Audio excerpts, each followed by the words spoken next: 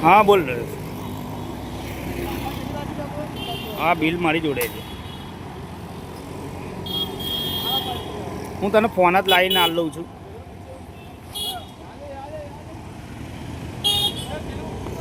હું તને વાત કરું છું હું તને પાછો ફોન કરું છું નરેશ મારે એક ફોન ચાલુ છે હું ફોન કરું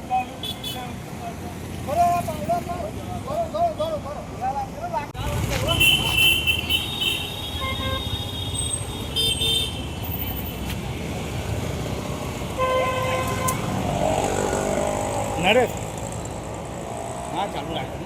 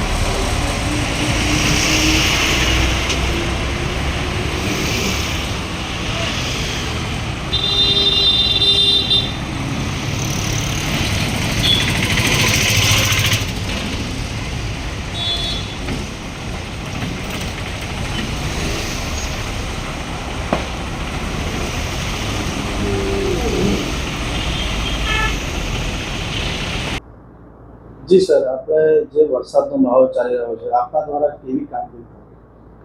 હાલ જે વરસાદનો માહોલ ચાલી રહ્યો છે, જેમાં છેલ્લા 10 દિવસથી સતત વરસાદ પડે છે દરરોજ, અને નડિયાદ શહેરનો જે ભૂપૃષ્ઠ છે એ મુજબ જોતા પાણી ભરાઈ જાય છે અને પાણી ઝડપથી પસાર થતો નથી, એટલે કાદવ પણ એટલો જ આવે છે.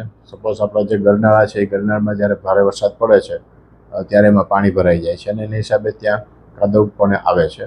તો આવા અમારે જ્યારે વરસાદ પડે છે ત્યારે અમારા 3 કે 4 ગરનાળા છે, એમાંથી લગભગ 20 ટન જેટલો કાંપ આવી જાય છે ત્યાં, અને એને ત્યાંથી દૂર કરવો પડે છે.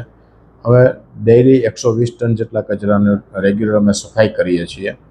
ઉપરાંત ચોમાસાના હિસાબે હાલમાં જે વૃક્ષોની ડાળીઓને એ બધું ટ્રીમિંગ કરવામાં આવે છે, જેમ કે જીઈબી દ્વારા કે અન્ય લોકો દ્વારા ટ્રીમિંગ કરવામાં આવે, એમાં પણ દરરોજના લગભગ અમારે 10 ટ્રેક્ટરના ફેરા જેટલો કચરો એમાં પણ ઉત્પન્ન થાય છે. એ ઉપરાંત હાલમાં ડ્રેનેજ સફાઈની પણ, વરસાદી પાણીની સફાઈની પણ કામગીરી ચાલુ છે, જેમાં કેચપીટોની સફાઈ છે, મુખ્ય કાંસની સફાઈ છે, જે પણ અત્યારના સતત ચાલુ છે. આ ઉપરાંત વરસાદ પડી ગયા પછી અમે દવા છંટકાવ પણ કરીએ છીએ, જેમાં ખાસ કરીને પછાત વિસ્તારને આવરી લઈ અને જે ગરનાળામાં માટી ને એવું બધું આવી ગયું એને સફાઈ કર્યા બાદ પણ અમે ત્યાં દવા છંટકાવ કરીએ છીએ. આમ સતત વરસાદ પડતો હોય, અમારી કામગીરી પણ અમારે સતત ચાલુ રાખવી પડે છે. આ રોગચાળો ન ફેલાય એની માટે તમે શું? રોગચાળો ન ફેલાય માટે ખાસ તો અત્યારના દવા છંટકાવ કરવાની કામગીરી ચાલુ છે. એ ઉપરાંત આરોગ્ય વિભાગ દ્વારા ડોર ટુ ડોર સર્વેલન્સની પણ કામગીરી સઘન રીતે હાલમાં ચાલુ છે.